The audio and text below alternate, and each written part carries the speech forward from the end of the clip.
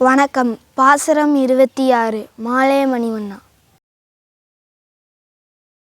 மாலே மணிவண்ணா மாலே மணிவண்ணா மார்கழி நீராடுவாள்